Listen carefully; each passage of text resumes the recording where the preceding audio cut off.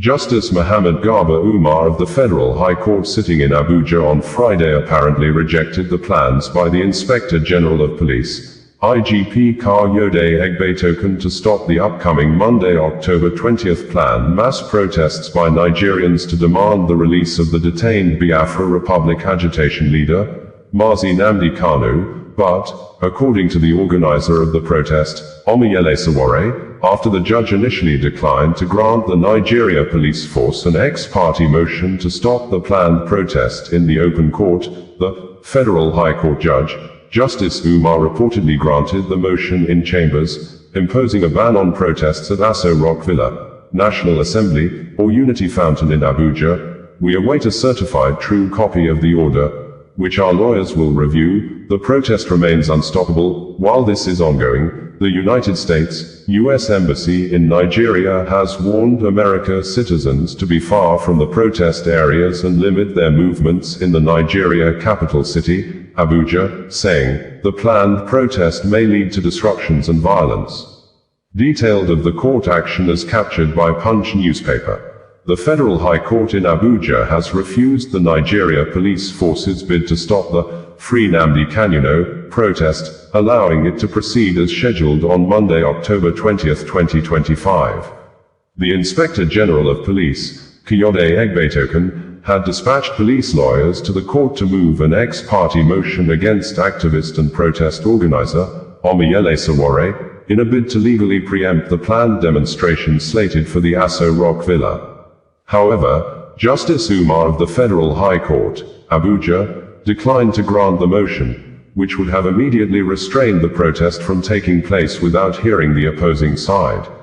The judge instead instructed the police to formally serve notice of their application on Sowore and adjourned the case until Tuesday for a proper, contested hearing. Reacting to the judicial decision, the protest convener, Omoyele Sowore, affirmed the court's decision as a victory for civil liberties and doubled down on the scheduled protest. In a statement issued on his X handle on Friday following the ruling, Sowore said, IG of Police, Nigeria, Kayode Egbetokun dispatched police lawyers to sue me, in an effort to halt the Free Nnamdi Kanu protest scheduled for Aso Rock Villa on Monday. However, the judge, Justice Umar of Federal High Court in Abuja, refused to grant the ex-parte motion, instead instructing him to serve me notice and adjourning the case until Tuesday for a proper hearing. The demonstration, organized under the hashtag Free Nnamdi Kanu, is intended to draw attention to the prolonged detention and legal fate of Kanu. The police action was seen as an attempt to leverage the courts to prevent a potentially sensitive gathering near the seat of Nigerian power. The adjournment to Tuesday ensures that the planned Monday protest is not currently constrained by a court order, setting the stage for a potential high-profile confrontation between protesters and security agencies around the presidential villa. Channels Television also on Friday reported that, ahead of the Free Nnamdi Kanu protest slated for Monday, October 20th in the nation's capital, the U.S. Embassy in Abuja has issued a security alert to Americans. In a statement published on its website on Friday, the embassy cautioned that the protest could lead to disruptions and potential violence. The embassy advised U.S. citizens to steer clear of the protest areas and limit their movement across the city. The U.S. Embassy in Abuja informs U.S. citizens that the Free Nnamdi Kanu Now protest has called for peaceful demonstrations on Monday, October 20, 2025, in Abuja. There may be roadblocks, traffic, congestion, and confrontations between police and protesters that could turn violent around Eagle Square and the central business district. The embassy advises all U.S. citizens to avoid this area and to severely limit all movement throughout the city on Monday, October 20th, the statement read in part. The embassy recommended that children stay home from school and that domestic staff who commute from outside Abuja do not report to work on that day. It also called on all Americans in Nigeria to take heightened security precautions. The planned protest was announced by activist and former presidential candidate of the African Action Congress, Omoyele Sowore, on his X account on October 9th. Sowore stated that the protest would take place on October 20th and be directed toward the Aso Rock presidential villa. He described it as a historic and peaceful demonstration aimed at securing the release of the leader of the proscribed indigenous people of Biafra, Nnamdi Kanu. Kanu, who is currently facing terrorism charges at the Federal High Court in Abuja, has been in custody since June 2021 following his controversial extradition from Kenya. But shortly after the aforesaid media reports, Omoyele Sowore, in a statement through his social media accounts on Friday, said that, after failing to obtain a legitimate court order to halt the unstoppable Free Nnamdi Kanu protest, the Nigeria police force has now resorted to a fresh wave of panic-driven measures. In Ondo State, police authorities have reportedly ordered that officers sympathetic to the movement be confined to their barracks, an action that exposes the deep unease within the system. Rather than engage with the legitimate and peaceful demands of citizens, the police are turning their energy toward internal repression and fear tactics, a clear sign that the movement's message has struck a nerve. The people are awake, and the movement remains unstoppable. In another statement on Friday accompanied with video footage, Omoyele Sowore said, earlier today, the Nigeria Police Force, FCT Command invited Barrister Maxwell Opara to discuss the planned Free Nnamdi Kanu protest. Upon our arrival at the command's entrance, we were abruptly stopped by a police contingent stationed at the gate. Officers claimed the new commissioner of police was resuming duty and could not attend to visitors until after his official resumption rituals.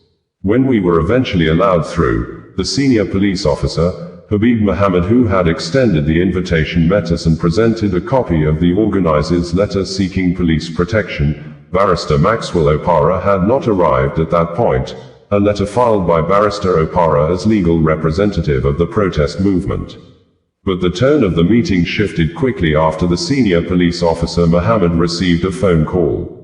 He informed us that the Deputy Commissioner of Police, DCP, in charge of the State Intelligence Department, SID, wished to meet us. When we arrived at his office, he expressed surprise at my presence at the FCT command, claiming that no invitation had been extended to me personally. He remained polite, and we left courteously. Shortly after, Barrister Maxwell Opara arrived to the SUPOL's office, where the conversation turned tense. The officer issued a veiled threat, warning that Barrister Opara would be held responsible if anything goes wrong anywhere in Abuja on Monday. Barrister Opara reminded him that this was precisely why the organizers had sent a formal notification to ensure a peaceful and lawful demonstration. The officer reportedly began shouting, and the meeting ended abruptly. According to Barrister Opara, it became clear that they did not want me present because they were seeking someone they could intimidate. Not long after we left the command, the illegal IGP directed police lawyers to obtain a court order to stop the protest. However, the Federal High Court judge declined to grant the order in open court. It was later reported that a limited purpose order was issued, but no such order has been served on the organizers. The Free Nnamdi Kanu protest is unstoppable. We are proceeding as planned, peacefully, lawfully, and with unwavering resolve, Omoyele Sowore stated.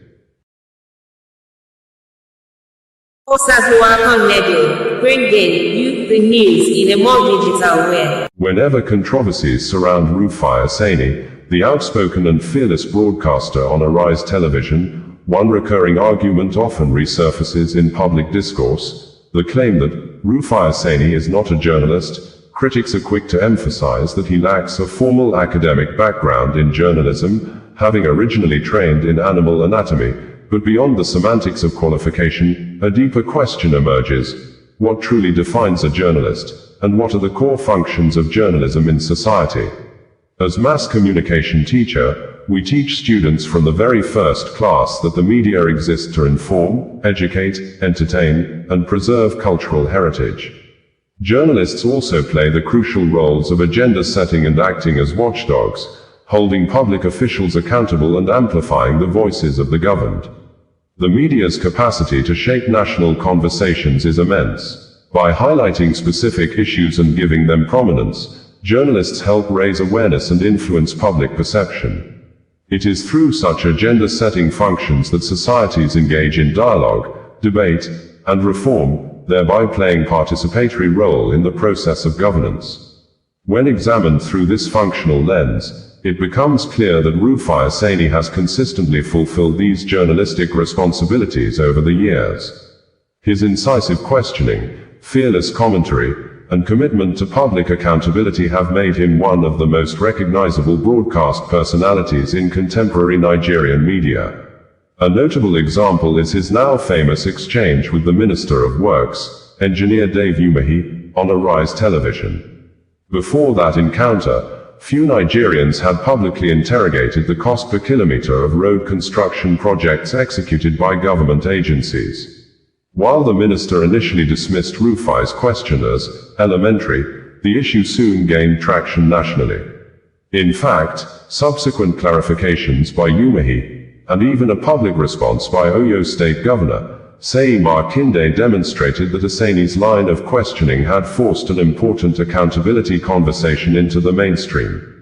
Through this singular act, Rufai did what the media are mandated to do: hold power accountable, enlighten the public, and stimulate civic engagement. It is true that a formal qualification, such as a diploma or degree in journalism, is generally considered a prerequisite for professional practice. Yet, history tells a different story about the Nigerian press. Many of the country's most celebrated media pioneers, from Herbert Macaulay to Ernest Akoli, Nnamdi Azikiwe, and Obafemi Awolowo, were not trained journalists in the academic sense. Nevertheless, through passion, intellect, and experience, they became towering figures in the nation's journalistic landscape. In the decades that followed, major Nigerian newspapers like The Guardian, The Punch, The Tribune, and the defunct National Concord were edited by professionals whose backgrounds spanned literature, political science, law, and the humanities, not necessarily journalism. What mattered was their adherence to journalistic ethics and commitment to truth. Today, journalism is evolving faster than ever. The rise of social and digital media has democratized information dissemination, giving birth to citizen journalism, a space where individuals, regardless of academic background, can contribute meaningfully to public discourse. The boundaries of professional journalism have expanded, now encompassing voices trained in diverse disciplines but committed to the principles of truth, balance, and fairness. In this context, Rufai Sani's 2 decades of consistent broadcast experience, his engagement with media ethics, and his pursuit of professional development courses, all reinforce his credibility. His work reflects a mastery of journalism's essence, even if his educational roots lie elsewhere. The debate over Rufai Sani's academic background may continue, but it misses the more profound point. Journalism is as much a calling as it is a profession. It demands curiosity, courage, critical thinking, and an unwavering commitment to public interest. By these measures, Rufai Sani has proven himself a journalist, not by certificate, but by conviction and consistent service to society. Writer Isa Abdulaziz, Mass Communication Lecturer, Federal Polytechnic, Auchi. Minister, I would like to interject. This monologue is quite long. So, at first, Minister, after you had gone to report me in front of President Tinubu and said all sorts, anyway, I am not beholden to you. My job is accountability. You are too small for me to report you to the President. No, but they are empirical. Too small. Minister, let me speak. Minister, let me speak. I have empirical evidence. The world watched it on the commissioner of the project when you mentioned the questions I asked you to the president. That was reporting me to the president officially. The world watches, so you don't need to dilly-dally about the empirical facts. I don't talk without facts, Minister. You know, when I have my facts, I talk. And I insist on my question when I ask on cost. Let me only address you. Minister, you will not allow me speak. The problem is you will not allow me speak. You spoke for over 20 minutes, over 10 minutes. Because you don't know what you are speaking. But let me speak. Let me speak. You will not. You will not allow me speak. You see, if you can just keep quiet and be calm and just allow me speak, I'll be happy. All right. So my question still persists as regards the cost per kilometer. You cannot tell me that we don't have a right to know the cost per kilometer. Even if it's an undulating landscape, give us all the facts and the details of the cost per kilometer. That's all we'll ask for.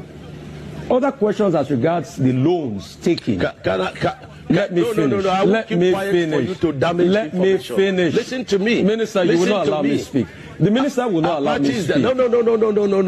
Don't do that with me. Minister will not Don't do allow that me with to me. speak. I was in your studio. Minister will not and allow when me the to first speak. section was on, and I ran the figures. And what you're asking us is 750 kilometers of coastal highway. We should tell you cost per kilometer. So you multiply by 750. That's nonsensical.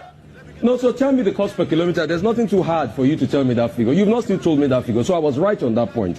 The second point, because you don't understand anything. The second point I'm trying to make is You don't understand anything. I'm a professor in this field. Okay. You don't understand anything. What university gave you professorship in this field? And you cannot ask me to tell you a cost. What university gave you professorship in engineering? I didn't know you were Professor Mai, Minister. I didn't know. So please, you've not been able to. You've never. I'm professor in practice. In practice. I'm professor okay. in practice. Okay. I understand engineering very well. So secondly, and you have no knowledge of what you're asking. If you will let me, you have no knowledge. If you will let me ask. So you keep quiet. Okay. And then stop. Okay. You know. Minister, it's all right. Keep dignifying yourself and let the world see you for who you are. If you allow me speak. The other 100 kilometers that you said you've added to it, we would like to know the cost per kilometer of that one. And the Winsome Homes, the case is in court. Now, I would like to know the cost per kilometer for that one. I would like to also know the over 700 billion first tranche of loan you guys got for this project. Has the money been spent? How was the money deployed? I would also like to know. I would also like to know the terms of that loan. All right, how many years? What's the payback period? What's the payback term of that loan? And for the Winsome Homes, isn't it interesting that as somebody that's been a governor in the state, you know the law, a case is in court, and then you're coming to talk about the details of the cases in court. Because you denied that the case was not in court, now you've already accepted that the case is in court. So is it not just better you thrash it out with the woman that has been reporting a case in public that we all heard, and I ask you questions based on that? So, Minister, just answer the questions. I've got no axe to grind with you. You know that. We've spoken many times. In fact, when your people call to book, I booked them, and I said you should come on air. So please just tell us those information. It's very important, Minister.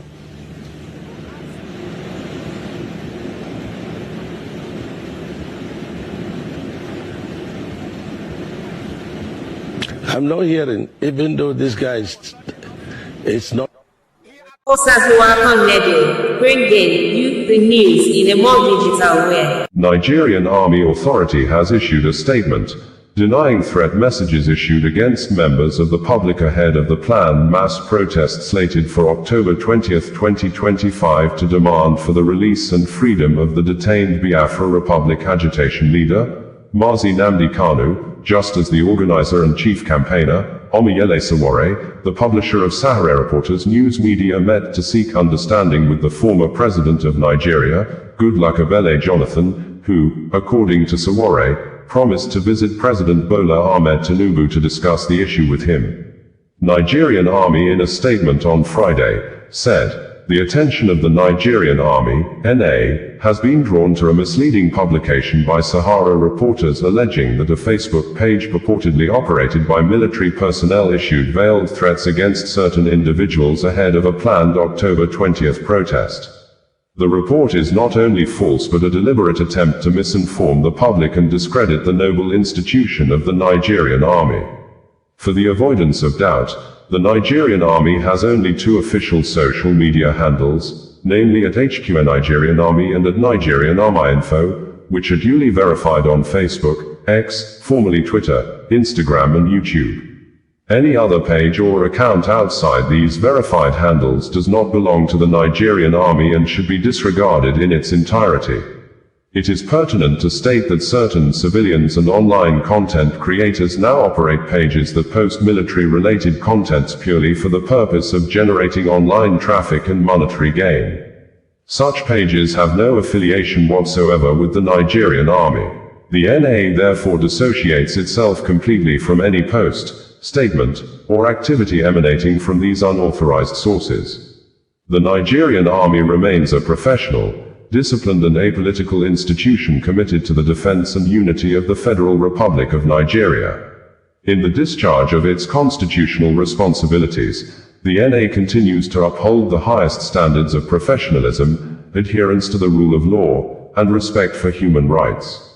The general public and media practitioners are hereby enjoined to verify all information concerning the Nigerian Army only through its official platforms or the Directorate of Army Public Relations before publication or dissemination.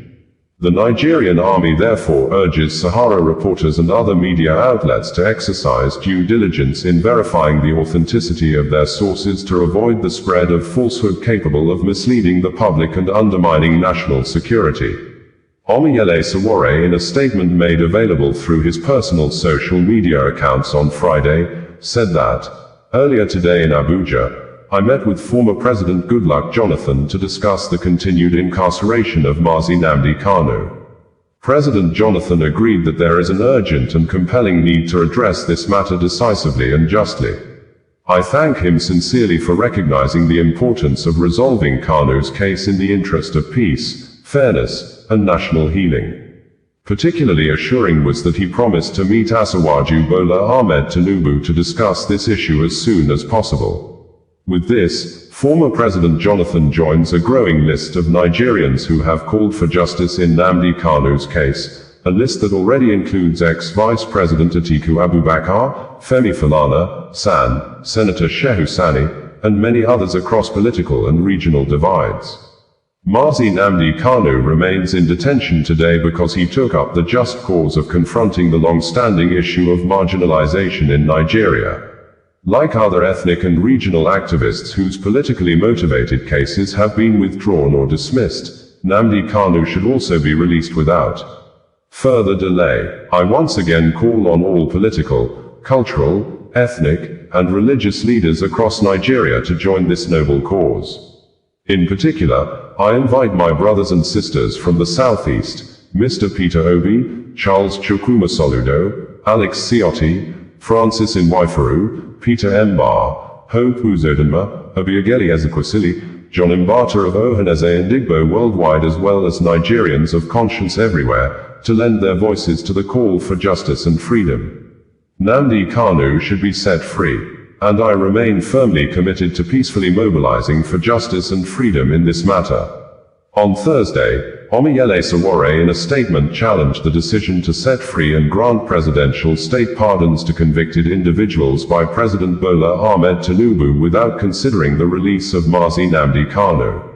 According to Sowore, today, President Bola Tinubu extended pardons to a long list of convicted individuals, including a cocaine trafficker serving a life sentence, an alleged coup plotter, Maman Vatsa, the late Nnamdi Azikiwe and Herbert Macaulay, and even Farouk Lawan, the former lawmaker convicted for taking bribes on tape.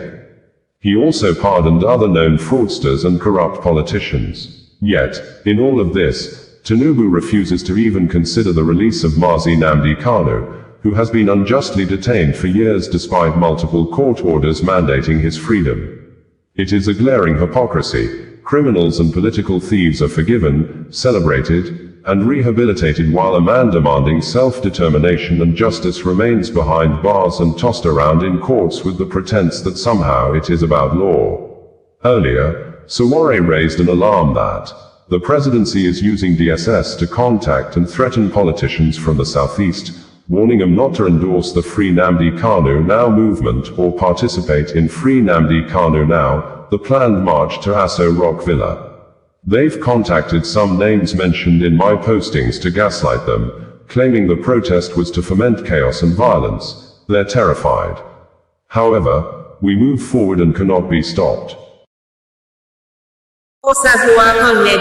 Bringing you the news in a more digital way. President Bola Ahmed Tinubu of Nigeria has accepted the resignation of the Minister of Innovation, Science and Technology, Jeffrey Uche-Naji, who had been accused of forging the degree certificate of the University of Nigeria, Nsukka, and the certificate of completion of service for the one-year mandatory National Youth Service Corps, NYSC, after he allegedly failed an exit course, virology, repeatedly at the university. Nigeria presidency, in a statement made available a few minutes ago by the presidential spokesperson, Bayo Onanuga, stated that President Bola Ahmed Tinubu has accepted the resignation of Jeffrey Uche-Naji, the Minister of Innovation, Science and Technology, following some allegations against him. President Tinubu appointed Naji in August 2023. He resigned today in a letter thanking the president for allowing him to serve Nigeria. Naji said he has been a target of blackmail by political opponents. President Tinubu thanked him for his service and wished him well in future endeavors. Earlier, Nigeria's state-controlled media, NTA, had reported that the Minister of Innovation, Science and Technology, Uche Jeffrey Naji, has dismissed reports questioning his academic qualifications, describing them as politically motivated attempts to tarnish his image. The minister has firmly defended the authenticity of his University of Nigeria, Nsukka degree. Speaking through his spokesperson, Dr. Robert Ngwu, the minister said records from UNN confirm he graduated in July 1985 with a bachelor's degree in microbiology and biochemistry, second-class honors, lower division. He described recent reports denying his graduation as false, malicious, and politically driven, alleging that the controversy began after opposition figures took key positions within the university. Naji revealed that the Federal High Court in Abuja has issued protective orders restraining the university from tampering with his records and directing the release of his academic transcript. Reaffirming his focus on national service, the minister said no amount of political blackmail or media trial will distract him from advancing innovation and technology in Nigeria. He urged the University of Nigeria to uphold its motto, to restore the dignity of man, and resist being used for partisan purposes. In a swift reaction on Tuesday, Enugu state government denied sponsoring allegations of certificate forgery against the Minister of Innovation, Science, and Technology, Chief Uche Naji, urging him to carry his cross and clear his name before Nigerians. The government, in a press statement issued in Enugu on Monday by the Director of Information in the Ministry of Information and Communication, Mr. Chukwuemeka Nibo, said it had no hand whatsoever in the controversies surrounding the minister's academic records. The Enugu state government dissociates itself completely from these allegations. The honorable minister must carry his own cross and clear his name before Nigerians, instead of dragging the government into issues that are entirely personal to him, Mr. Nibo declared. The Director of Information recalled that Chief Naji had invited journalists to a world press conference scheduled for Monday at 2 p.m. to address the matter, but failed to show up. A large number of Nigerian and international journalists reportedly gathered on the minister's invitation to hear directly from him. But rather than appear before them to answer questions and establish his innocence, the minister absconded, leaving behind proxies who could not withstand the barrage of legitimate questions from journalists. Who can narrate Chief Naji's UNN story better than him? Why invite the media, only to outsource the conference? Why send third parties, who lack the answers to critical questions, if he truly has nothing to hide?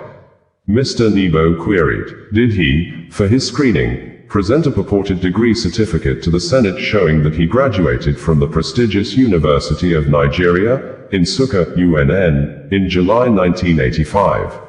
Is it true that he deposed in a federal high court filing in Abuja that he was not issued any degree certificate by UNN, and, if so, how did he come about the degree certificate he presented to the Senate?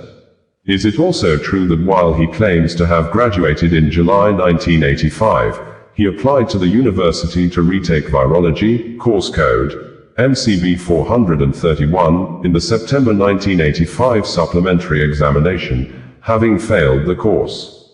Is it also true that the university, in a November 8, 1985 letter, informed Uche Naji that he again failed virology, course code, MCB 431, in the supplementary examinations, but could register to retake the course in the June 1986 examinations, provided he paid an examination fee of 4 naira. Is it true that on January 3, 1986, he again applied to retake the virology, course code, MCB 431, examination in June 1986, stating in his letter that the receipt for the payment of the 4 naira receipt fee had been attached? Is it true that while he claims to be in possession of a university degree, he only submitted his secondary school WASC certificate to the Independent National Electoral Commission, INEC, for his participation in the 2023 governorship election. Why did Uche Naji's proxy state at the Abuja press conference that the minister graduated, while avoiding stating categorically that he was issued a degree certificate? Did he also present a purported NYSC discharge certificate showing that he commenced his national service in April 1985, 3 months before his supposed graduation, and served until July 1986, an unusual duration of 13 months instead of the usual 12 months of national service? Whereas the CEO of the NYSC at the time he claimed to have undergone the national service was Colonel Ede Akpan, January 1984 to December 1987, Uche Naji's NYSC discharge certificate was signed by Colonel Animashon Brimo, who was NYSC CEO from January 1988 to December 1990. Is it true that NYSC certificates issued up till October 1990 had 6-digit numbering devoid of alphabetic characters, but Uche Naji's discharge certificate, supposedly issued in 1986, was numbered A231309, which includes the alphabet A? And above all, is it a fact that he deposed to an affidavit in the suit he filed in court that UNN did not issue him any certificate? And if that is the case, Nigerians want to know how he came about the certificate he submitted to the Senate of his own free will in 2023. These are the clarifications Nigerians earnestly yearn for, and Chief Uche Naji is urged to brave up to clear his name, if he is truly innocent, rather than trading blames, Nebo stressed. Daily Post newspaper had reported that an Abuja Federal High Court has rejected a bid by the Minister of Innovation, Science, and Technology, Uche Naji, to stop the University of Nigeria, Nsukka, UNN, from releasing his academic records. The Minister of Education, National Universities Commission, NUC, UNN, the university's Vice-Chancellor, its Registrar and the Senate of the institution were listed as respondents in the suit. An application for interim injunction filed by the minister's lawyer asked the court to restrain the respondents from acting on a request for release of his academic records.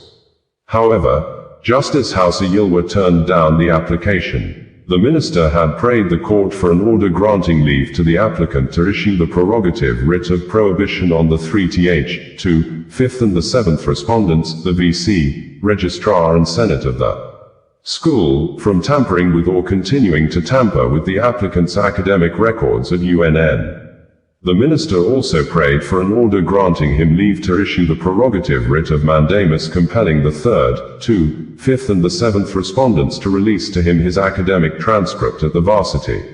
Other reliefs sought include an order granting leave to the applicant to issue the prerogative writ of mandamus compelling the 1st and 2nd respondents to ensure, utilizing their supervisory and disciplinary powers, that the 3rd, 2, 5th and the 7th respondents release to the applicant his academic transcript at the University of Nigeria, Nsukka. An interim order of injunction restraining the 3rd, 2, 5th and the 7th respondents from tampering or continuing to tamper with the applicant's academic records at the University of Nigeria, Nsukka, pending the determination of the substantive suit. In rejecting the application after listening to the counsel, the judge held, I have therefore perused the 34-paragraph affidavit and the 6-paragraph affidavit of urgency deposed to by the applicant, the grounds upon which this application is made, the exhibits attached thereto and the further affidavit of 6 paragraphs deposed to by Martin Luther Akawi.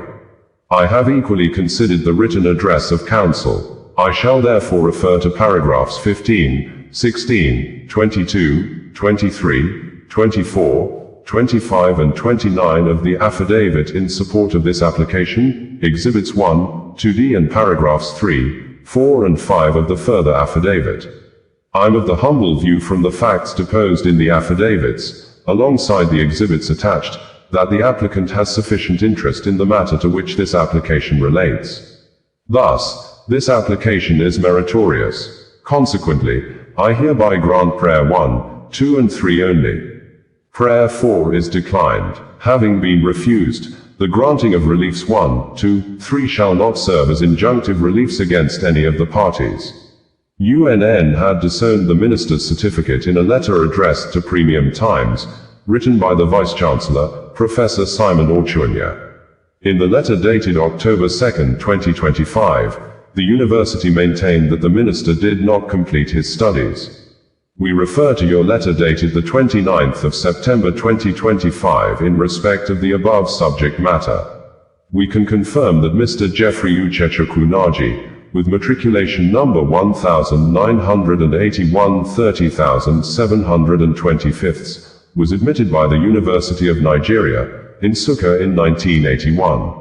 From every available records and information from the University of Nigeria, Nsukka, we are unable to confirm that Mr. Jeffrey Uchechukwu, the current Minister of Science and Technology, graduated from the University of Nigeria in July 1985, as there are no records of his completion of study in the University of Nigeria, Nsukka. Flowing from above, the University of Nigeria, Nsukka did not and consequently, could not have issued the purported certificate, or at all, in July 1985 to Mr. Jeffrey Uchechukwu, the current Minister of Science and Technology. This conclusion is also in consonance with an earlier letter dated May 13, 2025, reference number, Run, SR-RV, issued by the university to the Public Complaints Commission in respect of the same subject matter, copy attached, Orchunya wrote. Bringing you the news in a more digital way. Princess Ola Torera Maje Kadunmianiru from Ogun State and a Commonwealth Award winner who is currently pursuing a master degree in law has called on the federal government of Nigeria under the leadership of President Bola Ahmed Tinubu to immediately release the detained Biafra Republic agitation leader, Mazi Nnamdi Kanu, stating in a statement personally signed and made available to Media Newsroom on Monday, that 10 years of detention without conviction is a grave violation of the fundamental human rights of Mazi Nnamdi Kanu, specifically stated verbatim that the continued detention of Mr. Kanu without conviction is not merely a legal anomaly. It is a profound failure of justice and a grave violation of his fundamental human rights. His prolonged detention exposes the widening gap between Nigeria's constitutional expectations and the daily realities of citizens. We must have a justice system that acts with both fairness and decisive strength, not one ensnared in endless procedural limbo and mired in public distrust. According to the princess, across the span of a decade, Mazi Nnamdi Kanu has endured one of the longest and most troubling pre-trial detentions in Nigeria's history. Arrested in 2015, accused, pleading not guilty, and never convicted, he remains confined in a blatant defiance of the most fundamental human rights principles. Where is justice when a man stands unconvicted for 10 years, while those charged with upholding justice remain silent? The continued detention of Mr. Kanu without conviction is not merely a legal anomaly. It is a profound failure of justice and a grave violation of his fundamental human rights. His prolonged detention exposes the widening gap between Nigeria's constitutional expectations and the daily realities of citizens. We must have a justice system that acts with both fairness and decisive strength, not one ensnared in endless procedural limbo and mired in public distrust. No charge, however grave, should ever eclipse the principle that every individual is presumed innocent until proven guilty. That principle is the very cornerstone of law and must never be broken, regardless of who holds power. As we call for Mazi Nnamdi Kanu's immediate and unconditional freedom, my heart goes out to millions of Nigerians, across tribal lines, generations, and economic classes, from Borno to Kwara to Lagos, crying out for help against armed violence, forced displacement, demolitions, unlawful detentions, untimely deaths, and the persistent scarcity of life's most basic necessities. Beyond politics, every life matters. Mazi Nnamdi Kanu's health and spirit are at grave risk, after 10 years behind bars without a proven crime. This declaration is an urgent proclamation. We will count every second, every hour, every day, and continue to galvanize until Mazi Nnamdi Kanu is restored to his rightful freedom. Nigeria now stands at a cross of roads, where history will judge the true motives of those in power. The eyes of the world are watching, and the conscience of the nation is restless. The promise of our democracy depends not only on acts of courage within the halls of power but also on the bold, united actions of citizens. About Mazi Nnamdi Kanu. Mazi Nnamdi Kanu, born in Isiama Afara, Abia State, Nigeria, is a Nigerian-born British citizen and leader of the indigenous people of Biafra, IPOB. He has long advocated peacefully for the recognition and protection of the political, economic, and cultural rights of citizens of Nigeria's southeast. He has never been convicted of any crime, nor accused of any act of violence.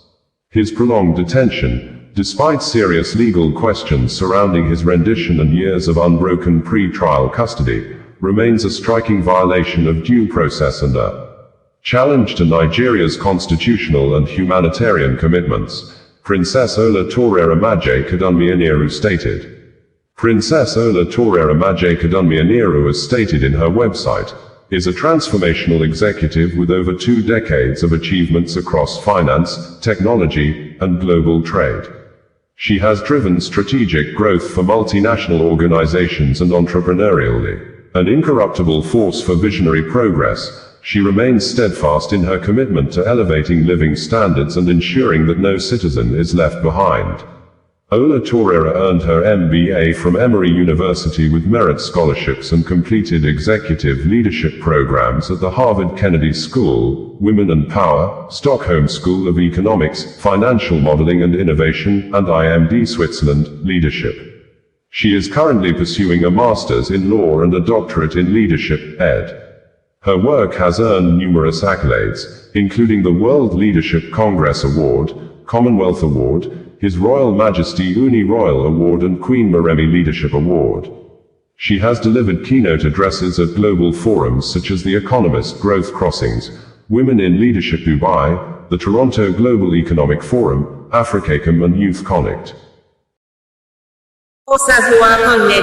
Bringing you the news in a more digital way. Volodymyr Zelensky, the president of Ukraine, may have given a clearer picture on how some companies are apparently aiding and making more money from the ongoing war in his country Ukraine, saying, since the start of the war 4 years ago, some unnamed companies in the United States, US, United Kingdom, UK, China, Germany, Taiwan, Switzerland, Japan, Korea Republic, Netherlands are producing components Russia under President Vladimir Putin is using to produce weapons of mass destruction to kill his people. This, Zelensky in his own words said on Monday that, in the 4th year of the full-scale war, Russia continues to obtain components for producing weapons. During the massive combined strike on Ukraine on the night of October 5th, Russia used 549 weapon systems containing 102,785 foreign-made components from companies in the United States, China and Taiwan, the United Kingdom, Germany, Switzerland, Japan, the Republic of Korea,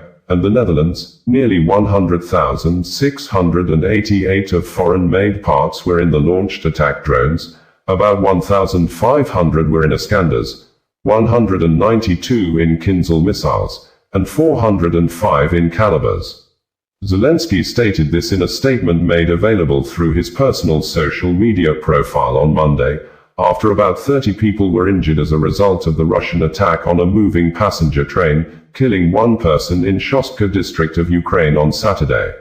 According to Zelensky, Ukraine is preparing new sanctions against those who help Russia and its war, and we have communicated proposals to curb the supply schemes. Partners already possess the detailed data on each company and each product. They know what to target and how to respond. This week, the G7 sanctions coordinators will meet, and we expect a systemic decision to ensure that the sanctions are truly effective.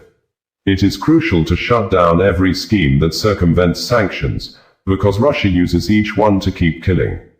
The world has the power to stop this. In the 4th year of the full-scale war, Russia continues to obtain components for producing weapons. During the massive combined strike on Ukraine on the night of October 5th, Russia used 549 weapon systems containing 102,785 foreign-made components from companies in the United States, China and Taiwan, the United Kingdom, Germany, Switzerland, Japan, the Republic of Korea, and the Netherlands. Nearly 100,688 of foreign-made parts were in the launched attack drones, about 1,500 were in Iskanders, 192 in Kinzhal missiles, and 405 in Calibers. In particular, companies in the United States manufacture converters for Kh-101 missiles and Shahd, Iran-type drones, sensors for those UAVs and for Kinzhal missiles, analog to digital converters for drones and missiles, and microelectronics for missiles. At least 50 different microelectronic components in each Shahd are produced in China and Taiwan. Microcontrollers for UAVs are made in Switzerland, while microcomputers for drone flight control are produced in the United Kingdom. Opto-isolators for cruise missiles come from Japan, switching connectors from Germany. Russia also uses processors manufactured in the Netherlands and servomotors and bearings made in the Republic of Korea. In a separate statement, Zelensky said, "Since the start of the full-scale invasion, the capacity of Ukraine's defense industry has increased by tenfold. Our production potential for drones and missiles alone will reach $35 billion next year. Already over 40% of the weapons in use at the front are either made in Ukraine or produced with Ukraine. And the share of our weapons will only grow.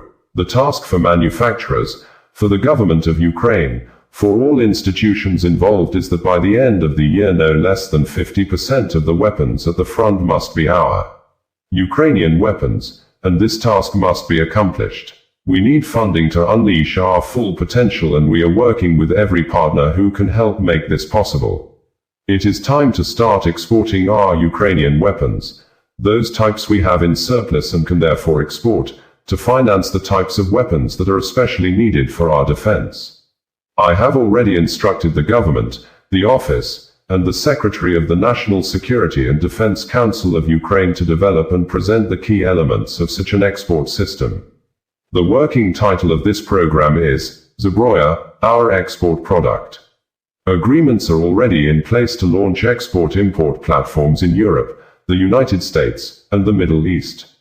The task is to have these platforms operational by the end of the year. I said this during the International Defense Industries Forum, which we are opening for the third time in Ukraine today. On the recent attack in Shostka area of Ukraine, Zelensky said, "Russia ignores or rebuffs literally every opportunity to end the war and guarantee security. Putin wants to wage it, and do it by terrorist, despicable methods. Russia must feel the consequences. Europe, America, the G7, and the G20 have the power to deal with any terrorist." A savage Russian drone strike on the railway station in Shostka, Sumy region. All emergency services are already on the scene and have begun helping people. All information about the injured is being established. So far, we know of at least 30 victims. Preliminary reports indicate that both Uktsalaznija staff and passengers were at the site of the strike. The Russians could not have been unaware that they were striking civilians. And this is terror the world must not ignore. Every day Russia takes people's lives. And only strength can make them stop. We've heard resolute statements from Europe and America, and it's high time to turn them all into reality, together with everyone who refuses to accept murder and terror as normal. Lip service is not enough now. Strong action is needed. Andriy Sybiha, Ukraine Minister of Foreign Affairs, also said that the attacks were targeted and deliberate Russian drone strikes on passenger trains in Shostka, Sumy region. Not one, but two strikes one after another. This is one of the most barbaric Russian tactics, the so-called double tap, with the second attack hitting rescuers and people who are evacuating. Russian terrorists must get strong responses for this deliberate and brutal terror against civilians. Words are not enough. New devastating sanctions. New strengthening for Ukraine. This can be done and must be done to raise the cost of this war for Russia. Putin must feel the danger of continuing this war personally for him and his regime. Jan Lipavsky, Czech Minister of Foreign Affairs, while reacting to the attack in the Shostka community, said, "While we are voting on Czechia's security, Russia keeps showing the world its true face. The attack on the train running from Shostka to Kyiv is yet another proof of its barbarity and state terrorism orchestrated by the Kremlin. My thoughts are with all those injured and their loved ones." But Viktor Viktop, a commentator, in his analysis, said that Zelensky claimed that Russia allegedly targeted a passenger train at the Shostka railway station. There is video of the strike, but upon closer inspection, there was no mention of any passengers. The footage shows the strike hitting a diesel locomotive and a freight train loaded with containers immediately behind it. Video 1. It looks like a typical military train. There are no pure passenger trains. Yes, one car looks similar, but the rest of the train is filled with containers. Photo 1. Most likely, this single passenger train was used to protect the cargo, a common practice when military transport is disguised as civilian. Now let's look at the schedule. No passenger trains departed from Shostka today. The last train was on October 3rd, and the next one won't be until the 5th. So it's logical to assume that there simply couldn't have been any peaceful passengers there. The free movement of military cargo across Ukraine has ended. Russia has finally started doing what it's supposed to do. Bringing you the news in a more digital way. Two separate courts in the Nigeria Federal Capital Territory, Abuja, on Tuesday fixed October 27th and November 20th, 2025 for the commencement of the lawsuits brought before them by the founder and publisher of Sahara Reporters, Omoyele Sowore, and the Department of State Service, DSS, over issue of posts published on X and Facebook social media platforms that allegedly described President Bola Ahmed Tinubu as a criminal after the president allegedly said there is no more corruption in Nigeria while the president was speaking at an event in Brazil in the month of August 2025. According to Omoyele Sowore's lawyer, Tope Temokun, today, at the Federal High Court in Abuja, proceedings commenced in the historic cases filed by rights activist Omoyele Sowore challenging the clampdown on free speech and political expression by the Department of State Services, SSS, in collusion with global social media giants Meta, Facebook, Instagram, and X Corporation, Twitter. The suits are Omoyele Sowore vs. SSS and Meta, FHC, ABJ, CS, 1887-2025.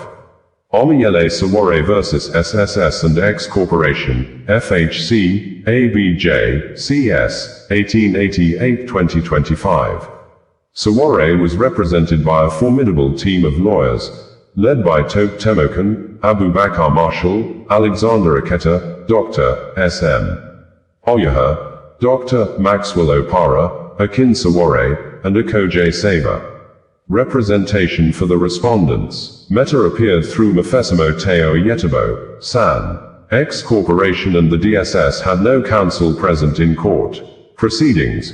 The court granted motions ex-parte filed by Sowore's counsel for leave to serve Meta and X Corporation outside jurisdiction through electronic means. The originating motion against Meta was also served in court on Meta's counsel. Adjournment. The court adjourned both matters to November 20, 2025, for hearing. These suits filed, following the DSS attempted censorship of Sowore's social media post, calling the president a criminal, mark a significant stand against both local repression and international collaboration in silencing dissenting voices. Sowore insists that no government agency or foreign corporation has the right to muzzle Nigerians in the digital space, Barrister Tope Temokun stated on September 30, 2025. At a separate court where the federal government of Nigeria filed a 5-count charges against the news media publisher, Omoyele Sowore and the DSS had planned to arraign the publisher before the court. Vanguard newspaper reported that, when the matter came up, Sowore's counsel, Marshal Abubakar, objected to the charges being read, arguing that his client had not been properly served. He also noted the absence of legal representation for X. However, Meta was represented in court by a team led by senior advocate of Nigeria, Teo Oyetobo. Justice Mohammed Umar, presiding, directed that Sowore be served in court, an order not opposed by any of the parties, including Mohammed Babadoko, Director of Public Prosecutions of the Federation. The court then adjourned the case to October 27 for commencement of trial. Punch newspaper also reported that the DPPF then applied for an order to serve Sowore in open court, which the judge granted. Sowore accepted the documents in court. He subsequently requested 3 days, as provided by law, to study the charge and prepare his defense. While the DPPF objected, Justice Garba upheld the request and adjourned the arraignment to October 27. The court will adjourn to the 27th day of October for the arraignment of the defendants, Justice Garba said. The suit dated the 16th of September 2025 was lodged after Sowore allegedly refused to delete the controversial posts about the president. The Sahara Reporter's publisher was accused of using his official X handle to make the post. This criminal at official PBAT actually went to Brazil to state that there is no more corruption under his regime in Nigeria. What audacity to lie shamelessly. The alleged offending post, said to be contrary to Section 24(2)(b) of the Cybercrimes Prohibition and Prevention Act 2024, was said to have been made on August 25 within the jurisdiction of the Federal High Court. The charges were brought on behalf of the DSS and the federal government by MB Abu Bakr, Director of Public Prosecutions at the Federal Ministry of Justice, alongside 4 other counsel to the DSSM, E. Ernest, U.B. Buller, Dr. C.S. Ez, and E.G. Orabor. Social media companies X Incorporation and Meta Platforms Incorporation are listed as co-defendants. Confirming the legal action in a Facebook post last week, Sowore wrote, "The State Security Service, alias at Officials Inc. today filed a 5-count charge at the Federal High Court in Abuja against X, formerly Twitter Facebook, and myself. They claimed that because I called Asiwaju Bola Ahmed Tinubu a criminal, I have somehow committed a set of novel offenses they invented and spread across 5 counts. It's hard to believe there's anyone sensible left in these offices that should be making Nigeria work. Regardless, I will be present whenever this case is assigned for trial." Revolutiono. Punch Online had earlier reported that the human rights activist and African Action Congress candidate in the 2023 election vowed not to delete the controversial tweet, despite a request from the DSS to X demanding its removal. Restating his stance, Sowore wrote, "This morning, X, formerly Twitter, officially contacted me about the despicable threat letter they received from the lawless DSS over my tweet on Tinubu. One option I will not be taking is deleting the tweet. Thank you, at X." Bringing you the news in a more digital way. Information from the Nigerian presidency has indicated that there is a plan by President Bola Ahmed Tinubu to begin legal action against the country's former president, Goodluck Ebele Jonathan, over sustained and continuous rumors in certain quarters that ex-President Jonathan may have indicated interest to recontest as Nigeria president in 2027. The Special Advisor to President Bola Ahmed Tinubu on Information and Strategy, Bayo Onanuga, said Jonathan is welcome to join the 2027 presidential electoral race, but Jonathan will have his date in the court of the land. Indeed, the jury will determine whether Jonathan, who was sworn in twice as president, satisfies the constitutional requirements and is eligible to contest the presidency and be sworn in, if successful, for a 3rd term in office. It would be recalled that ex-President Jonathan was one of the most criticized presidents in Nigeria, with politicians, including President Bola Ahmed Tinubu, who was then a chieftain of the Action Congress of Nigeria, ACN, forming a coalition of All Progressives Congress, APC, to defeat the incumbent president in 2015. Currently, there is also a coalition formed by politicians in Nigeria, the African Democratic Congress, ADC, to defeat and remove President Tinubu from office in 2027, and lately, reports indicated that the former president, Goodluck Jonathan, is considering joining the African Democratic Congress, ADC, but no official announcement has been made. the speculation intensified after Jonathan met with ADC National Chairman David Mark in late September 2025, amidst ongoing discussions about the 2027 presidential election. And Jonathan's closed-door meeting with ADC leaders on September 25, 2025, fueled widespread speculation about his potential run for the presidency on their platform.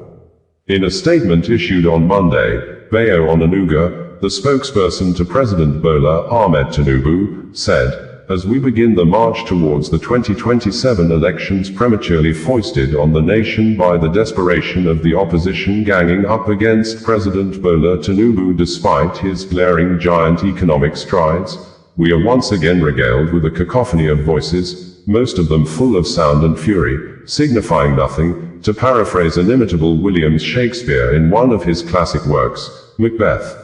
One recent statement that stands out in its absurdity is Professor Jerry Garner's. The former Minister of Information and National Orientation, moving to draft former President Goodluck Jonathan into the 2007 presidential race, affirmed that the former president would contest the coming election on the platform of the discredited People's Democratic Party, PDP, which bequeathed a legacy of economic ruins, after 16 years of bad governance. Garner even deluded himself, asserting that the former president would defeat President Tinubu to reclaim power after 12 years. Professor Garner of the defunct MAMSER fame is free to delude himself and engage in his usual comedy. After all, Jonathan's entering the race would provide another job for the Niger state-born former university don. However, we should caution former President Jonathan to be wary of the PDP sugar-coated cheerleaders.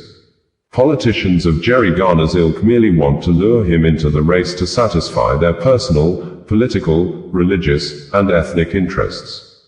They will abandon him midstream, as they did in 2015, and leave gentleman Jonathan in the lurch. Don't get us wrong, President Jonathan reserves the right to run if he wishes. It is his inalienable right to contest the presidency again. President Tinubu will wholeheartedly welcome him if he decides to enter the race. But Jonathan will have his date in the court of the land. Indeed, the jury will determine whether Jonathan, who was sworn in twice as president, satisfies the constitutional requirements and is eligible to contest the presidency and be sworn in, if successful, for a third term in office. Shorn of all those selfish considerations for which some PDP big guns find his candidacy appealing, President Jonathan will also have his encounter with the people as to whether he has anything new to offer after his disastrous 6 years, for which they voted him out in 2015. Let us remind ourselves about Jonathan's record. We cannot forget in a hurry how his regime, devoid of any clear economic agenda, engaged in frivolous spending, ran the economy aground and put the country in dire straits. The nation's economic downturn, which President Tinubu is working very hard to overcome, actually began under President Jonathan. The Jonathan administration severely damaged the economy, and all key indicators declined under his watch. Under him, the so-called business moguls allocated foreign exchange to import fuel, simply pocketing the dollars without importing anything. Some of those big men still have court cases on the issue today.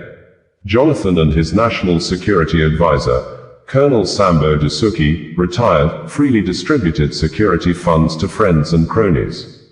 In 2010, President Jonathan inherited a total of $66 billion, of which $46 billion was in foreign reserves and $20 billion in the noble but abused excess crude account. By 2015, when the people democratically removed him from office, the foreign reserves had fallen below $30 billion, and the excess crude account had been depleted to $2 billion, despite generating record revenue from crude oil sales that the country had never achieved in more than 25 years combined. It is on record that between 2010 and 2013, crude oil sold for an average of $100 per barrel. By December 2014, however, the Jonathan-led federal government could no longer pay salaries to federal civil servants. At least 28 states across the country owed workers huge salary arrears. In contrast, President Tinubu has taken bold decisions over the last 28 months to reset the economy, removing the ruinous fuel subsidy and abolishing multiple exchange rates, which paved the way for arbitrage to flourish. The president has stabilized the economy in slightly over 2 years in office. In 2025 Q2, the gross domestic product grew by 4.23%, the highest in 4 years, outpacing the 3.4% projected by the International Monetary Fund. Inflation decreased to 20.12% in August 2025, the lowest level in 3 years. The foreign reserves stand presently at $42.03 billion. The Naira has virtually stabilized. Investor confidence in our economy has been restored, and investors are betting on Nigeria. In plain language, the nation has turned the corner, and our people have started reaping the gains of the bold reforms instituted by the Tinubu administration. Road infrastructure is being boosted. Old roads are being reconstructed while new ones, like the Lagos-Calabar Coastal Highway and the Sokoto-Badagry Highway, among others, are springing up. The government is addressing security issues in some parts of the country. We can go on and on, reeling out the many macroeconomic gains of the Tinubu administration. However, the point is that the PDP and Jerry Garner's co-travelers broke the economy. President Tinubu is fixing it.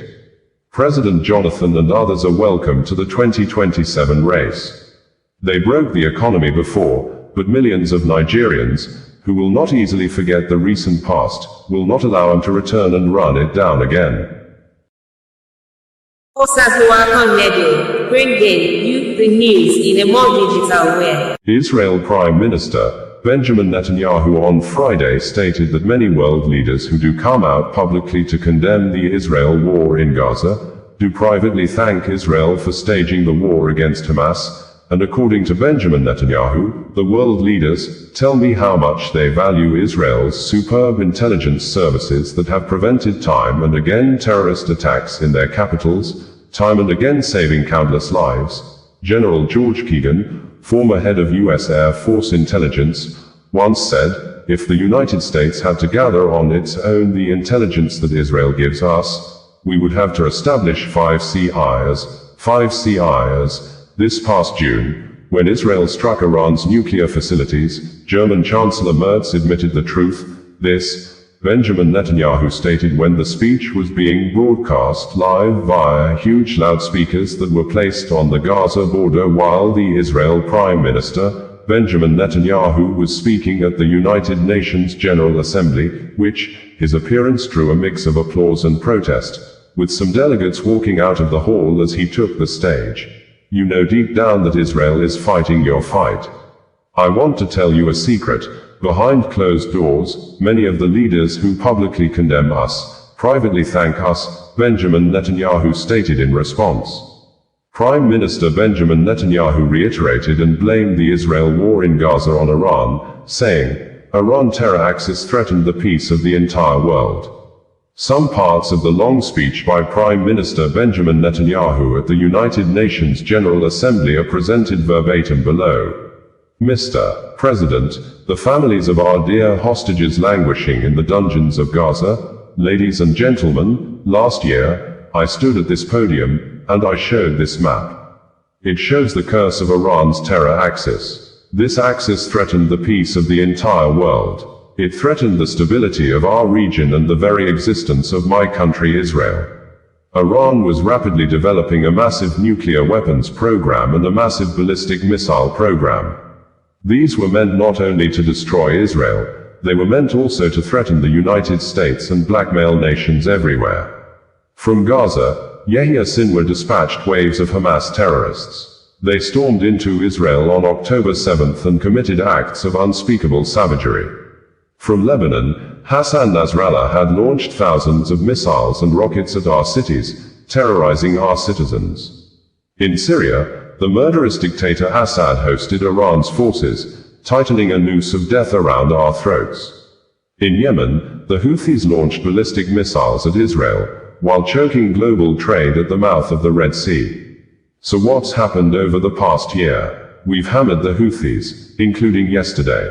we crushed the bulk of Hamas's terror machine. We crippled Hezbollah, taking out most of its leaders and much of its weapons arsenal. Remember those beepers, the pages? We paged Hezbollah, and believe me, they got the message and thousands of terrorists dropped to the ground.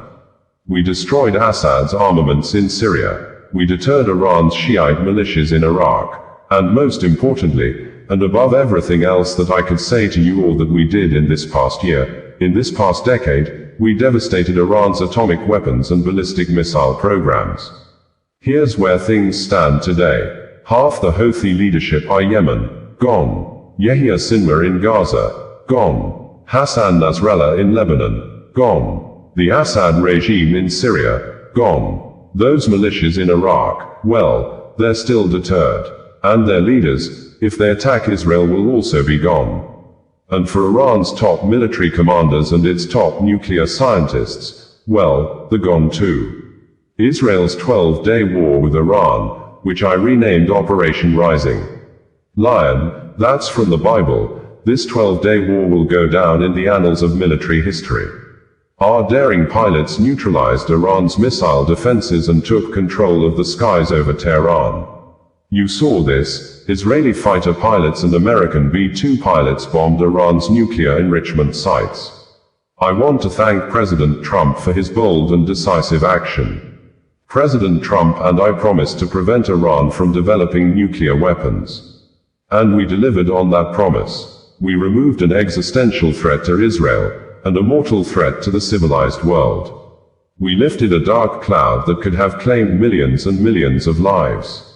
But, ladies and gentlemen, we must remain vigilant.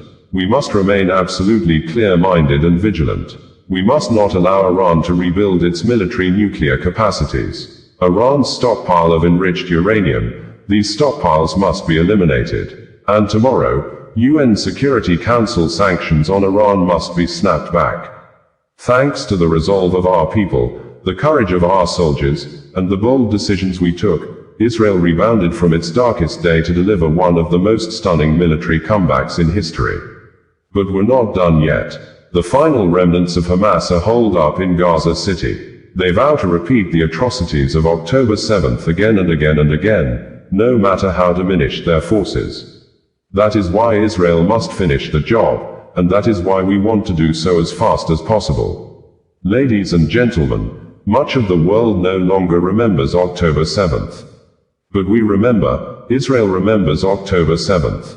On that day, I'll tell you, you can remember October 7th too. You see this large pin here? It's a QR code. What I ask you to do is hold up your phones, zoom in, and you too will see why we fight, and why we must win. It's all in here. On October 7th, Hamas carried out the worst attack on Jews since the Holocaust. They slaughtered 1,200 innocent people, including over 40 Americans, and foreign nationals from dozens of countries represented here. They beheaded men. They raped women. They burned babies alive. They burned babies alive in front of their parents. What monsters. These monsters took more than 250 people hostage. Those included Holocaust survivors, grandmothers, and the grandchildren. Who takes hostage grandmothers and grandchildren? Hamas does. So far, we've brought home 207 of these hostages. But 48 still remain in the dungeons of Gaza. 20 of them are alive, starved, tortured, deprived of any daylight, deprived of humanity. These are the names of the 20 living hostages. Matan Angrest, Gali and Ziv Berman, brothers, Elkanah Bobot, Rom Braslavsky, Nimrod Cohen, Ariel and David Cuneo, another pair of brothers, Guy Gilboa Dalal, Eviatar David.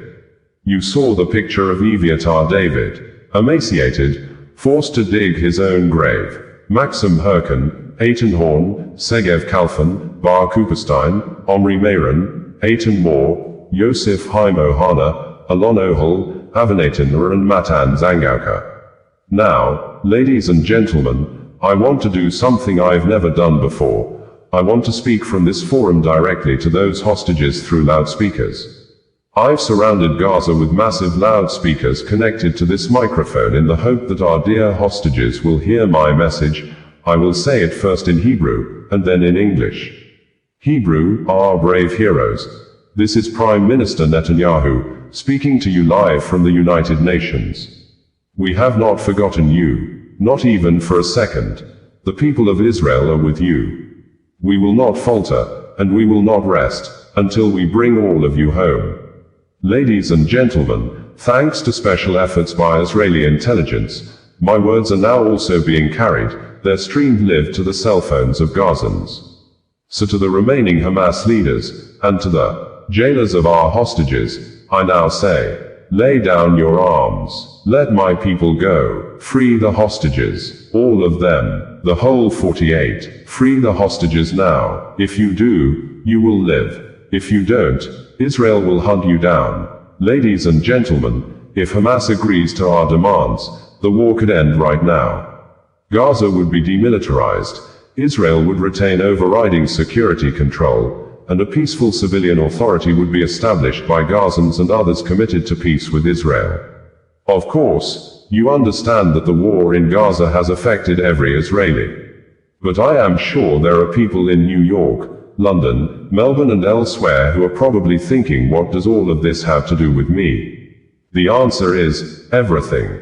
Because our enemies are your enemies. Let's do something else. Another first at the UN. Let's do a pop quiz.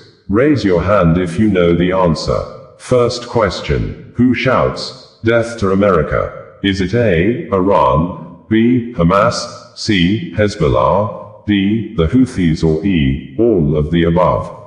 All of the above. Correct. All of the above. Second question. Who has murdered Americans and Europeans in cold blood? A, Al-Qaeda, B, Hamas, C, Hezbollah, D, Iran, or E, all of the above? Correct again. All of the above. So here's the point I want to make. Our enemies hate all of us with equal venom. They want to drag the modern world back to the past, to a dark age of violence, fanaticism, and terror. I think many of you are already feeling in your own societies the radical Islamist surge. I'm sure you do. You know deep down that Israel is fighting your fight. I want to tell you a secret. Behind closed doors, many of the leaders who publicly condemn us, privately thank us. They tell me how much they value Israel's superb intelligence services that have prevented time and again terrorist attacks in their capitals, time and again saving countless lives. General George Keegan, former head of U.S. Air Force intelligence, once said, if the United States had to gather on its own the intelligence that Israel gives us, we would have to establish 5 CIAs. 5 CIAs. This past June, when Israel struck Iran's nuclear facilities, German Chancellor Merz admitted the truth. He said, Israel is doing the dirty work for all of us. President Trump understands better than any other leader that Israel and America face a common threat. He showed the world that when Iran and its proxies murder Americans, take Americans hostage, shout death to America, burn American flags and try to assassinate the President of the United States, not once, but twice. He showed them there is a price to pay for all that. Regrettably, many leaders who are represented in this hall, they send a very different message. Sure, in the days immediately following October 7th, many of them supported Israel. But that support quickly evaporated when Israel did what any self-respecting nation would do in the wake of such a savage attack.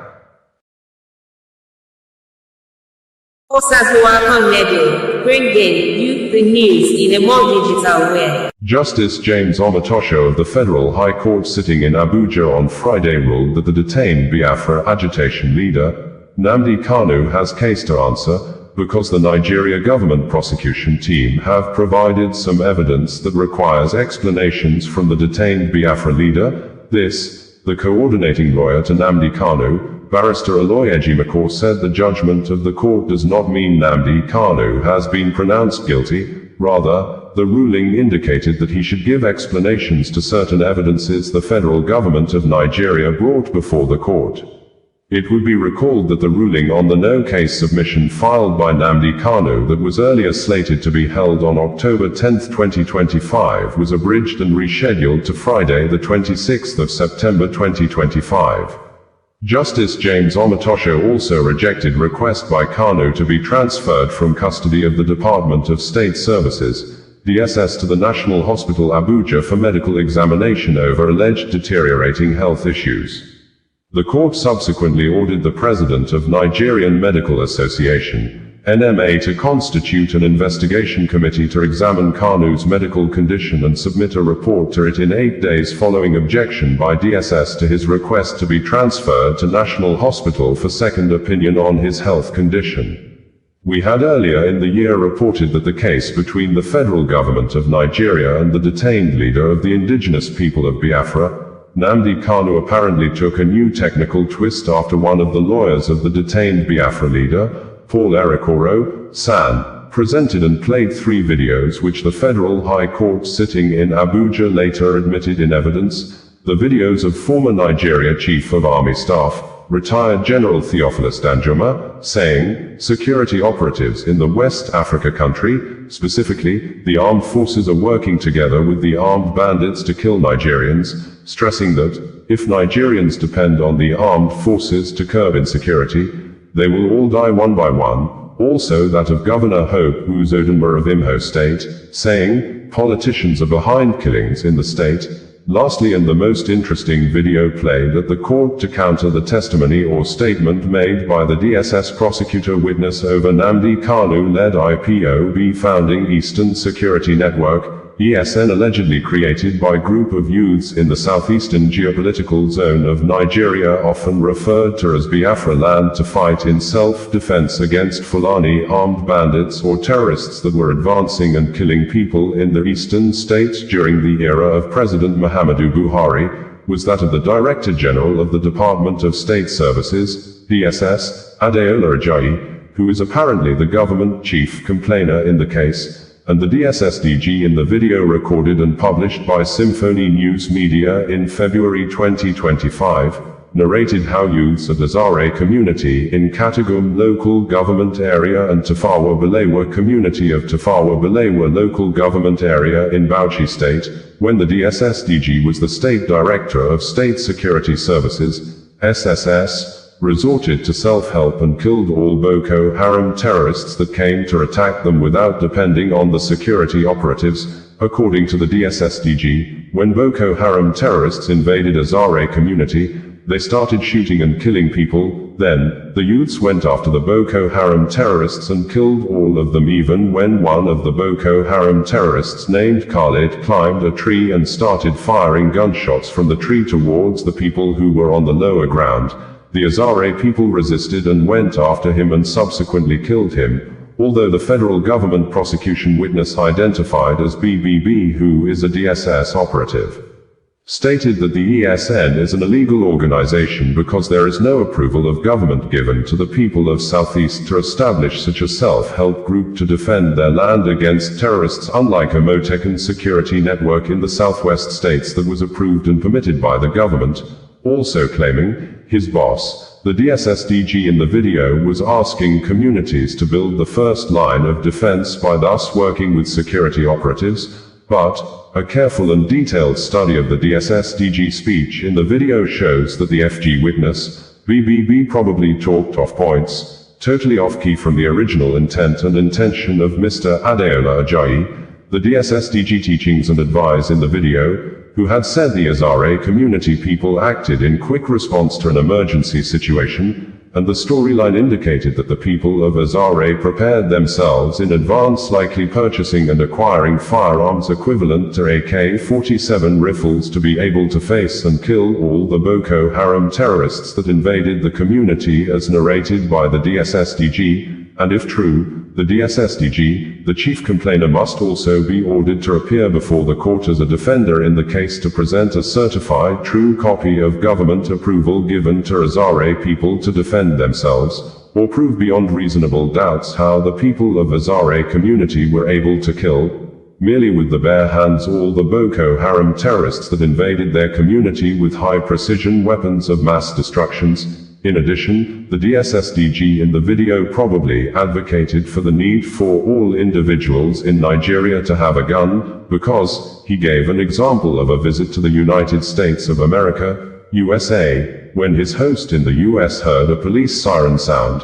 He quickly brought out his gun and said, if the criminal chased after by the US police ran into his apartment, he would use the gun to kill the criminal suspect, and that not all. The DSSDG in the video also recalled and referenced the words of Nigeria former head of state, retired General Ibrahim Badamasi Babangida, that if insecurity must end in Nigeria, Nigerians must be ready to resort to self-help like the people of Azare community did. The ruling simply requires Mazi Nnamdi Kanu, the defendant, to enter his defense.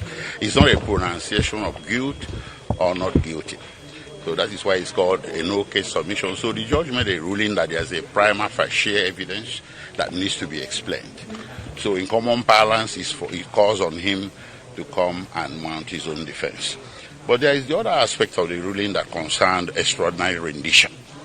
That very one is one that compounded us, because the extraordinary rendition of Mazi Nnamdi Kanu is so open and notorious. Two international institutions or two separate panels of the United Nations have made pronouncements regarding his extraordinary rendition and called for his unconditional release. Nigeria is a member of the United Nations and therefore bound to consider that and implement that decision. And in Nigeria here, 3 courts have made similar pronouncements. First was by the Federal High Court of Omar, which awarded him 500 million naira. And the Court of Appeal also pronounced that he was a victim of extraordinary rendition. And in the Supreme Court, the same Supreme Court that sent this case back to trial, reached the same conclusion, that he was a victim of extraordinary rendition. And all these things are of the record. They are all in the file. And we remember when this trial was being conducted, these very documents were tendered in evidence.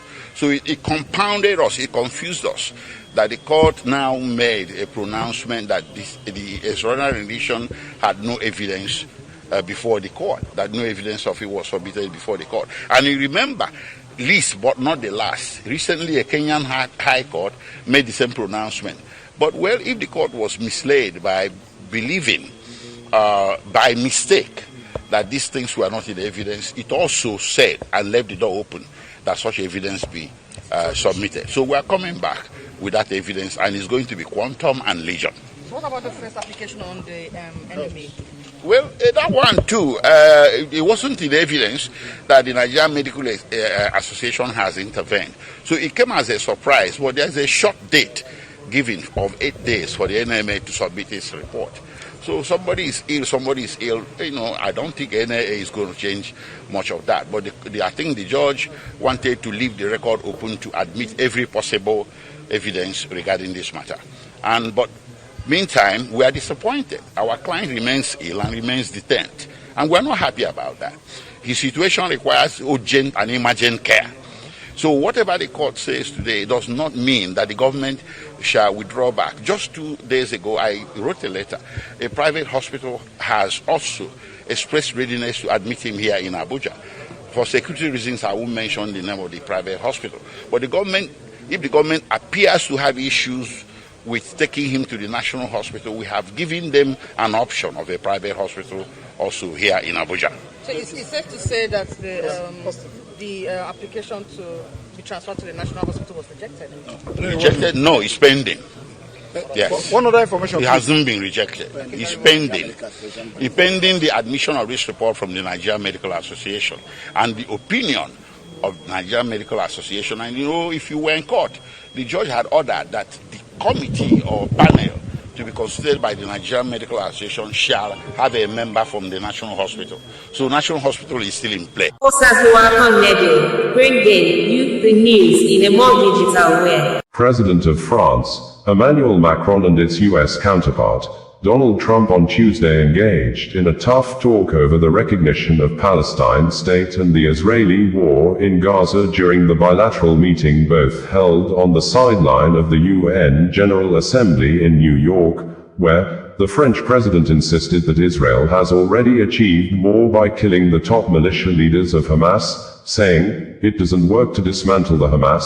This is not the right way to proceed," he said, while President Trump had reiterated and insisted that things will not work the way the French president had suggested, that the October 7, 2023 hostages still in the custody of Hamas cannot be honored with such suggestions. The meeting was held when videos of the French President, Emmanuel Macron, and Turkish President, Recep Erdogan went viral on the internet, where both presidents were stopped or blocked separately by New York police operatives as they tried to cross streets in the New York City over yet to be seen incoming motorcade of their counterpart President, Donald Trump. The French president, Emmanuel Macron, called Donald Trump on the phone after his journey to the French embassy was blocked by police officers preparing for the motorcade of the US president, but that of the Turkish president, Recep Erdogan, could be seen, quickly surrounded by his security team in a manner that makes the president look apparently in shock the moment some group of New York police officers advanced towards them to stop the Turkish presidential team from crossing the road. According to New York Times, nothing frustrates a New Yorker in a hurry like finding that a street has been blocked off because some big shot is in town. Apparently, the same is true for the President of France, Emmanuel Macron. On Monday evening, Mr. Macron, in New York for the UN General Assembly, was stuck on a Manhattan street corner that had been closed off for President Trump's motorcade. The meeting of world leaders is, among other things, a traffic nightmare. At first, Mr. Macron did what many New Yorkers might do. He pleaded with a police officer to let him cross the street. "I have 10 people with me," Mr. Macron told the officer, according to video that shows the French president making his case on the street corner. "I go to the French embassy." But the officer politely held his ground and would not let Mr. Macron cross the street. "I'm sorry, President, I'm really sorry," he told Mr. Macron. "It's just that everything's been frozen right now. There's a motorcade coming right now. I'm sorry." Mr. Macron, who has engaged in diplomacy to try to end the wars in Ukraine and Gaza, tried again. "I negotiate with you," the French president said on the video. When that didn't work, Mr. Macron did what average New Yorkers cannot do. He pulled out his phone and called the President of the United States. "How are you?" he asked Mr. Trump, cell phone pressed to his ear. "Guess what? I am waiting the street because everything is frozen for you." It was not clear from the video what Mr. Trump said, but Mr. Macron chuckled and told the American president that he was hoping to have a discussion with him and Qatari officials about the situation in Gaza. The White House did not immediately respond to a request for comment on Tuesday. The French president's office confirmed that while leaving the United Nations on Monday evening, Mr. Macron was caught in a freeze when the streets were blocked to allow the American president's motorcade to pass. Mr. Macron's office confirmed that Mr. Macron used the opportunity to call Mr. Trump and said the two had a very warm and amicable discussion about international issues. Mr. Macron was eventually allowed to cross the street. Video from Brut, a French news outlet, showed him walking past food carts and posing for photos with people, including a man who planted a kiss on his forehead. The New York Police Department said in a statement that thousands of officers were on call this week to ensure the safety of New Yorkers and foreign dignitaries during the UN General Assembly. Merci to President Macron for recognizing the dedication and tireless efforts of our officers who safeguard this annual event, the department said. During the bilateral meeting, President Macron asked President Donald Trump that, since over 2 years the Israel war in Gaza began, what has been achieved. The French president said it is not right to proceed with the aim of dismantling Hamas in the Palestinian city of Gaza, emphasizing that recognizing the Palestinian state does not mean the Hamas October 7, 2023 attack would be forgotten. According to Macron, many French people were killed and injured during the attack in Israel. Adding, he visited shortly after the attack to meet with the affected families. President Donald Trump had said that October 7, 2023 is one of the world's most saddest days in history that cannot be forgotten. Saying, "It was a day babies being sliced into half, young children's heads were watched being chopped off by the Hamas, and it cannot be forgotten. Adding, he has always said the last hostages will be the toughest ones apparently to rescue, that the suggestion of the French president will not honor the hostages.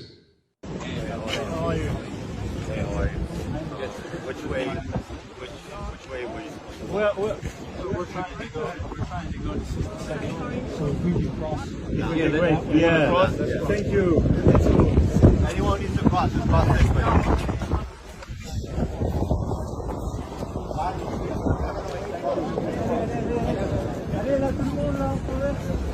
Thank you.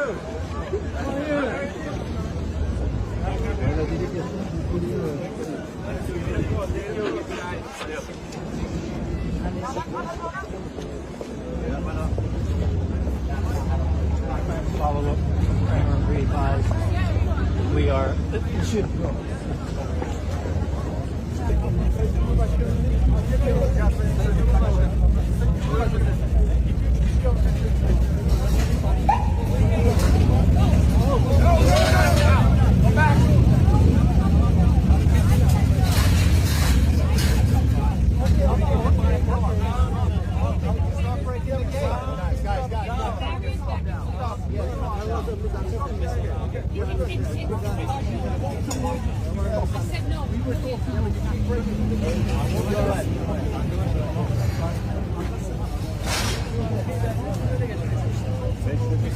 I was always saying the last hostages are going to be the toughest ones, but you can't honor them by doing anything like you suggest. All you can do is say, we want our hostages back, and we want the war to end. We're going to want it to end. Nobody forgets the 7th of October. I went there a few days after, taking families in my hands, and we experienced all together these horrific attacks. And by the way, we lost a lot of French people in these terrorist attacks. But after almost 2 years of war, what is the result? Once again, they killed the top leaders of Hamas. It works. This is a great achievement. But at the same time, you have as many Hamas fighters as you had the first day. So it doesn't work to dismantle the Hamas. This is not the right way to proceed. Bringing you the news in a more digital way. There is no doubt that this week may be an interesting week in the international community as world leaders gather for the 2025 United Nations General Assembly meeting to discuss and take a stand over decades of conflicts between Israel and the people of Palestine, especially some of them well known as Hamas fighters, over territorial integrity and sovereignty, most especially ever since the State of Palestine was officially declared by the Palestine Liberation Organization, PLO, on the 15th of November 1988, claiming sovereignty over the West Bank, which includes East Jerusalem, and the Gaza Strip, and as at the end of 1988, over 78 countries approved the declaration, including Nigeria, that recognized Palestinian state barely 3 days after the declaration on November 18, 1988, and the numbers have been increasing, particularly since the beginning of 2024 like never before, as at September 21, 2025. Over 151 countries out of the 193 United Nations members have recognized the Palestinian state, including United Kingdom, UK, which its recognition appears to be more disturbing to the Israeli government, with the Israeli Prime Minister, Benjamin Netanyahu, issuing what he described as a clear message to the world leaders recognizing Palestine as a country of its own that it's not going to happen. The United Kingdom, Australia, Canada among others declared and announced their recognition of the Palestinian state on September 21, 2025, while countries like Germany, Italy, Japan and South Korea among others are yet to make their position known. In a video broadcast on Sunday, the British Prime Minister, Keir Starmer, said, "Today, to revive the hope of peace for the Palestinians and Israelis, and a two-state solution, the United Kingdom formally recognizes the state of Palestine," adding that the recognition is not a reward for Hamas, reiterating that the United Kingdom has already prescribed and sanctioned Hamas as a terrorist organization, saying, any member of Hamas will not be a member of the Palestinian government, including joining the security architectures of the Palestinian state. A statement by the Prime Minister of Israel Benjamin Netanyahu issued a few hours after the video broadcast by the Prime Minister of the United Kingdom, Keir Starmer. The Israel Prime Minister said there would never be a Palestinian state to the west of the Jordan River. In quotes, Prime Minister Benjamin Netanyahu said, I have a clear message to those leaders who are recognizing a Palestinian state after the horrendous October 7th massacre. You are rewarding terror with an enormous prize. And I have another message for you. It's not going to happen. There will be no Palestinian state to the west of the Jordan River. For years I have prevented the creation of that terror state, against tremendous pressure, both domestic and from abroad. We have done this with determination, and with astute statesmanship. Moreover, we have doubled the Jewish settlement in Judea and Samaria, and we will continue on this path. The response to the latest attempt to force upon us a terror state in the heart of our land will be given after my return from the United States. Stand by. In the face of the growing horror in the Middle East, we are acting to keep alive the possibility of peace and a two-state solution. That means a safe and secure Israel alongside a viable Palestinian state. At the moment, we have neither. Ordinary people, Israeli and Palestinian, deserve to live in peace, to try to rebuild their lives free from violence and suffering. That's what the British people desperately want to see. Yet, almost 2 years after the barbaric attacks of October the 7th, hostages are still held by the terrorists of Hamas. Recent images show the hostages suffering and emaciated. Hamas even refused to release all the bodies of the dead. I have met British families of the hostages. I see the torture that they endure each and every day. Pain that strikes deep in people's hearts across Israel and here in the United Kingdom. The hostages must be released immediately, and we will keep fighting to bring them home. Let's be frank. Hamas is a brutal terror organization. Our call for a genuine two-state solution is the exact opposite of their hateful vision. So we are clear. This solution is not a reward for Hamas, because it means Hamas can have no future, no role in government, no role in security. We have already prescribed and sanctioned Hamas, and we will go further. I have directed work to sanction other Hamas figures in the coming weeks. Meanwhile, the man-made humanitarian crisis in Gaza reaches new depths. The Israeli government's relentless and increasing bombardment of Gaza, the offensive of recent weeks, the starvation and devastation are utterly intolerable. Tens of thousands have been killed, including thousands as they tried to collect food and water. This death and destruction horrifies all of us. It must end.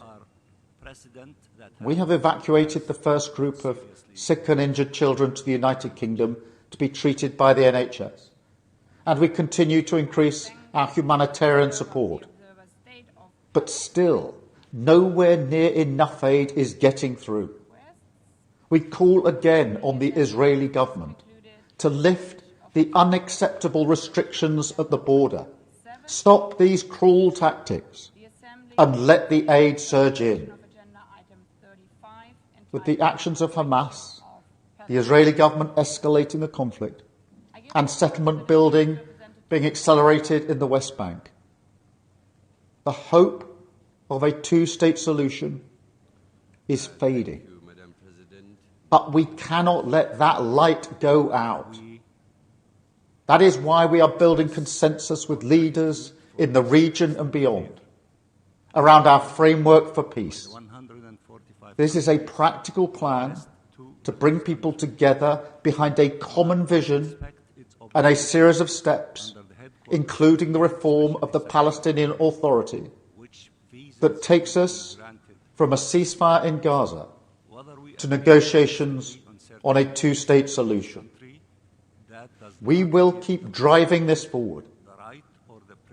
As part of this effort, I set out in July the terms upon which we would act in line with our manifesto to recognise Palestinian statehood. That moment has now arrived. So today, to revive the hope of peace and a two-state solution, I state clearly, as Prime Minister of this great country, that the United Kingdom formally recognises the State of Palestine. We recognised the State of Israel more than 75 years ago as a homeland for the Jewish people. Today, we join over 150 countries who recognise a Palestinian state also. A pledge to the Palestinian and Israeli people that there can be a better future. I know the strength of feeling that this conflict provokes. We have seen it on our streets, in our schools, in conversations we've had with friends and family. It has created division. Some have used it to stoke hatred and fear, but that solves nothing. Not only must we reject hate, we must redouble our efforts to combat hatred in all its forms.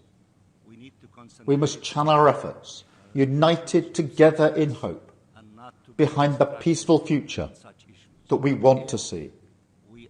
The release of the hostages, an end to the violence, an end to the suffering, and a shift back towards a two-state solution as the best hope for peace and security for all sides. Osazuwa Connected, bringing you the news in a more digital way. Osazuwa Connected, bringing you the news in a more digital way.